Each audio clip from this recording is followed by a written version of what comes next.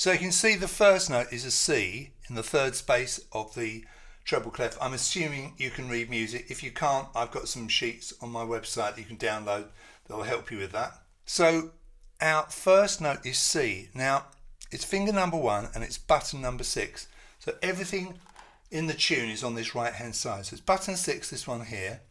It's on the push, so bellows open of course. I'm not going to play the left hand at the same time at the moment. I'm just going to play this first note. So there it is, button 6 on the push, and then the next note is button 7, button below on the pull, finger 2, that's the note of D. And then the next note is also on button 7 but on the push. So you'll see a little dagger sign here underneath this E, because you can of course play this D note on the pull and without releasing the button, just push in again. So when you see a dagger symbol underneath a note on my music, it means just that. Don't repress, although you can if you like. So far we've got C on the push, D on the pull, and E on the push. Then we go to button 8 and pull to get the note F, finger 3, and then dagger note, so you can hang on to that, and push in to get the note G. And then we go to our little finger. Your little finger might feel a bit weak, but you need all 4 fingers of both hands to play this instrument. It's really hard to try and play it without using those little fingers.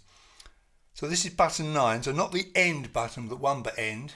On the pull, we get this note A, which is on the first ledger line, a little extension above the stave.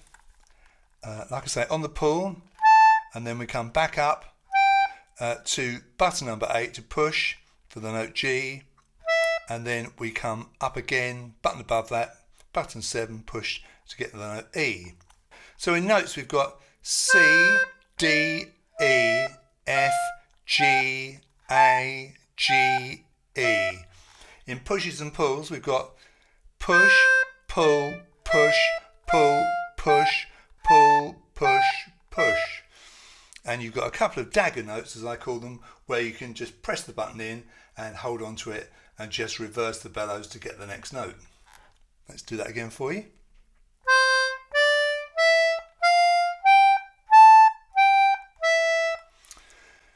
Now, if you want to put the bass in with that, you'll see that the bass comes here, pa, pa. So when you play this note of C, at the same time you play that button number 1 with the left hand, so like that.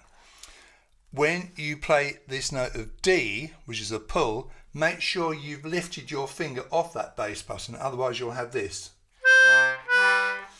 You obviously don't want that, so make sure you've lifted your bass off there.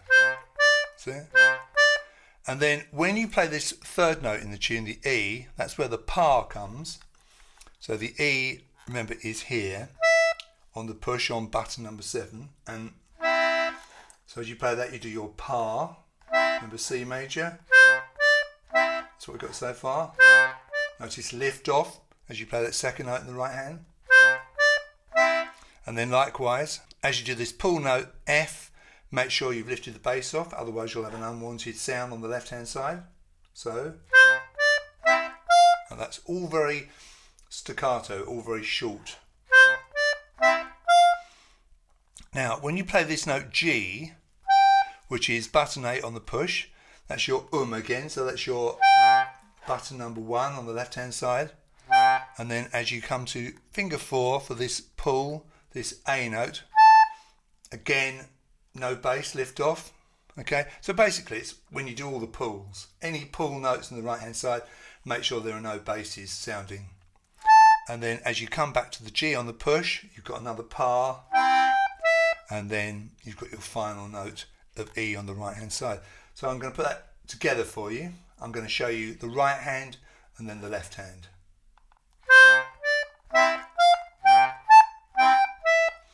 Okay, here's the left hand. So keep it all very short, okay? And then gradually